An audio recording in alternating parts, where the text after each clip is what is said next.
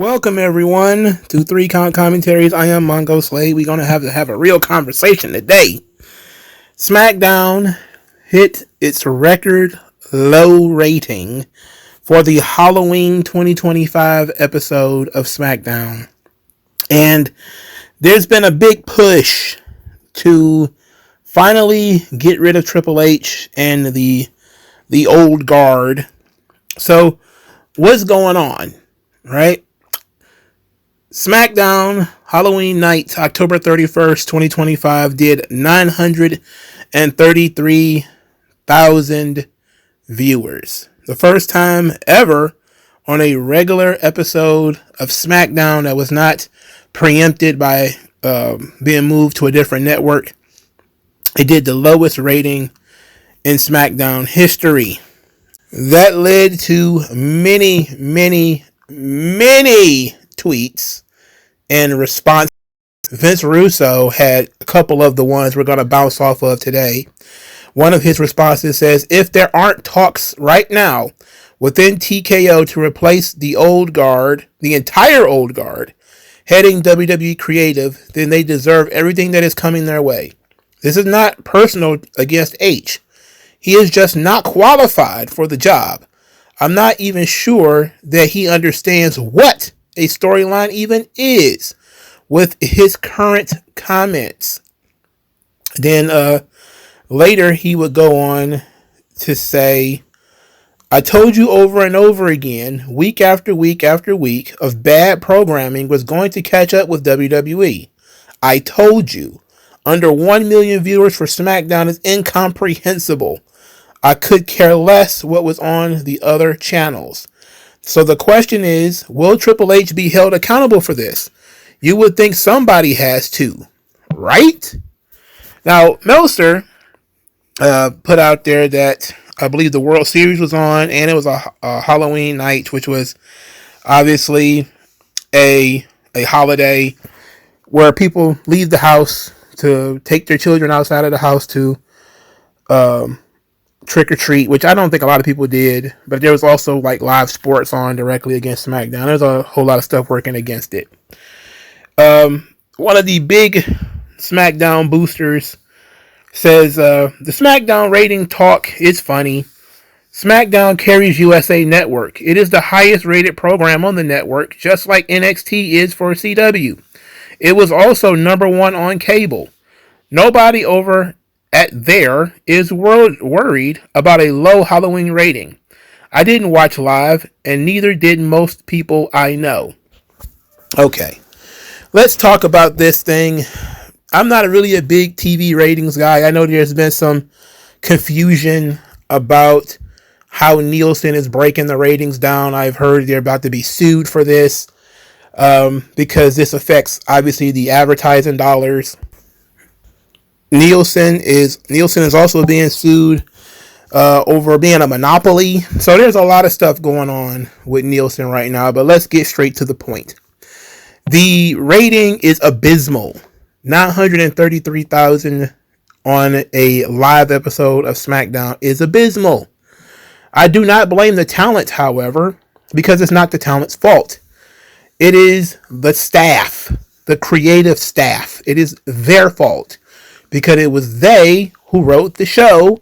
It was they who didn't build the show. It was they that did not promote anything of worth for the show.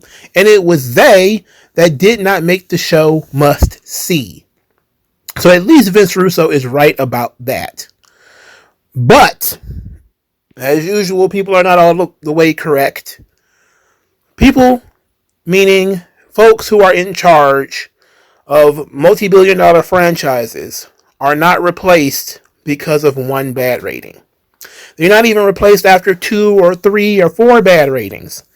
They're replaced when it becomes a problem that is a trend downward. You know, as of right now, attendance is starting to. It's been limping a little bit. They've been going up and down. There was some time about a year or so ago where attendance was tremendous and they were selling out a bunch of buildings at really high prices. Now attendance is kind of shaky. It depends a lot on where they are. and TV ratings are starting to sink. And a lot of people are attacking Cody and all these people, Ilya Dragunov and such. Again, I don't blame the talent. I have said again and again on this channel that if you are in control of a multi-billion-dollar company, unless you make one bad decision that either kills somebody or costs the company hundreds of billions of dollars, people are not fired over one bad TV rating. They're not fired because an event didn't sell out. They're not fired because 10 events didn't sell out. That's not how the real world works. In the real world, you have to show a certain level of incompetence, meaning that, or you have to show that there is no way that the current team can fix the problem. TKO has spent a whole lot of time boosting up Triple H, putting his face all over everything. They're not going to turn on him at the first sign of trouble. That's just not going to happen. All right? So if you think it's going to happen, it's not. Secondly, like I said before, it has to be a consistent downslide. And what the big problem is going to be in terms of replacing Triple H or anybody else is that they get paid the same whether they get 1 million viewers, 2 million viewers, or 500,000 viewers. And these deals are locked in for years at a time. So I don't know, let's say that the deal is 5 years, I guess, for USA. And if the deal is 5 years, USA is not going to back out before the 5 years are up. They're going to get what they can out of WWE for these 5 years. And it's for the reason that the WWE fan suggested. They are number one on cable. It is the number one show on USA Network. And USA is nothing without SmackDown. Literally, they got SmackDown. WWE has them by the balls to a degree. That if they got rid of WWE, what would they replace it with except more reruns of Law and Order SVU? That being said, if SmackDown has gotten so bad that the show can't be picked up for more money or equal money somewhere else, then you would probably say, hey, this show sucks. It's not valuable to buyers anymore. Maybe we do need to change the creative team. And then if they do decide to change the creative team, it won't be Triple H. It will more than likely be Road Dogg down. That'll probably be it. So, a bunch of the old guard, the Michael Hayeses and the Bruce Pritchards, probably all of those guys are going to fall on the sword. Which to me is fine because all of these guys have been around forever. Ultimately though, TKO is not about to take this guy that they have invested hundreds of millions of dollars into in marketing and promotion of Triple H. They got him on the WrestleMania poster. He is in every commercial. Not saying that he's firing proof at this point, but right now they're going to look at this and say he's only been in the chair fully for 2 years. He's been in the chair for 3 years. He's had full control for 2. You're not going to turn on the guy first sign of trouble. If they're mad enough about the TV ratings, or if USA starts giving them shit about the TV ratings, they'll probably just pressure Triple H to get rid of the lead writer or some of the writing staff and, change that up. But they're not going to get rid of Triple H. Triple H, to his credit, has found himself a sweet spot in WWE, meaning he is a wonderful bridge between the old WWE and TKO. And as that bridge, and being the guy that was, beloved because of NXT, he gets a certain amount of leeway in these corporate offices and with the fans. He's going to get a lot more than he probably should in terms of a leash. The whole reason why they kept Triple H in this position is to not alienate the fans who were bristling when Vince got removed and when TKO bought the company. There was a lot of people who didn't like that.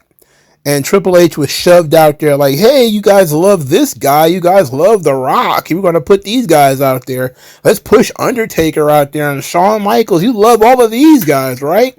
They're all just hood ornaments for TKO so that people like me won't turn on the company and won't be alienated by the new ownership. Once you realize that, then you will realize that they're not going to be in a rush to get rid of Triple H. Just like they weren't in a rush to get rid of Vince. They tried to keep Vince on as long as they could, even with his problems. Again, look at what Vince had to get himself into in order to get shit canned out of TKO. Triple H, just having one bad rating is not going to change their mind at all. As of right now, in a business sense, Triple H has been far more successful than they probably could have hoped. And he's getting all sorts of applause from the Mark Shapiros and the Ari Emanuels. These guys are going in front of board meetings talking about how good he is. They're booking him to go talk to non-wrestling folks about the creative. They're putting out new product every week with Triple H's name and face on it for Netflix and other partners. There's no way they get rid of Triple H over 1 or 2 or 5 bad ratings. It's just not going to happen. So Vince Russo's being delusional, as usual. A lot of people are being hyperbolic, as usual. I shit on Smackdown every week. I say it all the time. Smackdown sucks. I'm not sitting here caping for the show. I'm not going to say, well, the show was good and the ratings don't matter. The ratings don't matter, but the show wasn't good. And the show is almost never good. The show has not been good in over a year. But they're not going to fire Triple H over that. They should fire Road Dogg. They should fire whoever is his underlings. Whoever is giving him ideas should be fired. But they're not going to fire Triple H. He's pretty safe. Again, I think that a lot of people don't really understand business. They really don't understand television. And they don't really follow this stuff. They follow it kind of in a cursory glance. They look and say, well, SmackDown should get way more than 1 million viewers. This got less than 1 million? That's crazy. Somebody needs to suffer for this. Their heads need to roll, man. I say, well, let's do 2 things first. One, let's look at the trend line. What was the rating before the really bad rating, and what is the one afterward? This video is being done before the next SmackDown after October 31st, so we're not going to have that one. But let's look at the trend for the month of October. Let's see how they fared throughout the entire month. Okay, October the 3rd, you had 1,030,000 viewers, and they landed number 3 on cable. On October the 10th, 1,025,000 viewers. They were number 4 on cable. October 17th, 1,180,000, and they were number 7 on cable. October 24th, there was 1,147,000, and they were number 1 on cable. And on October 31st, it was 933,000, and they were number 1 on cable. So, if you add all this thing up throughout the entire month, the average viewership of SmackDown is about 1,063,000 viewers, which is, if you want to say 1 million is the magic number, only one episode of SmackDown the entire month landed under 1 million viewers. Now, we could argue that it should be higher, but ultimately, they've been comfortably over 1 million viewers with the exception of the first 2 weeks of October. They've been pretty comfortably over 1 million viewers. So if you would fire a guy over one bad rating, wouldn't you give him a raise for the week that he got 180,000 viewers? Probably not. Again, decisions are not made like that. They're not made in a vacuum like that. So they had one bad rating. That's not enough to get higher ups fired. Maybe low level guys, maybe some chumps in the writing room might have to take an L, but I doubt it. WWE hasn't lost $1 because this rating came out bold. Obviously the attendance has been cut in half thereabout. The attendance is in the toilet for SmackDown. And that you could probably blame on the talent, but you can also blame a lot of that on the creative. The creative simply is not strong on SmackDown. And I'm not here to argue that it is. I'm here to say that people don't make business decisions based off of one data point. They don't. Unless that one data point is the most important thing about the entire business, people don't make decisions based off of one data point. They're not stupid and they're not emotional like that. They're locked into contracts for years. Triple H has been a guy they've been pushing as a focal point of the show. They put him on posters. They've put him in commercials. They're building the brand around him and his ideas. They're talking about him in board meetings and such. They want Triple H to be the guy in the chair for the long haul. And unless he fucks this things up royal, I'm talking he had to tank WrestleMania or something like that, he's not going anywhere. So Vince Russo and a bunch of other people who are being emotional, forget about it. All right? They're not going to do anything to Triple H. I maintain, however, that Road Dogg should be fired. And that Road Dogg's writing staff should be fired. And that there needs to be a revolution of the writing team on SmackDown. No, I'm not a fan of Triple H. For those of you who might be listening to this video and you didn't listen to any of my other ones, I hate Triple H WWE. I'm not a fan. It's boring. It's a boring, dull fucking product. And they're not going to fire him over having a dull product unless it begins to hurt the bottom line, which it has not happened yet.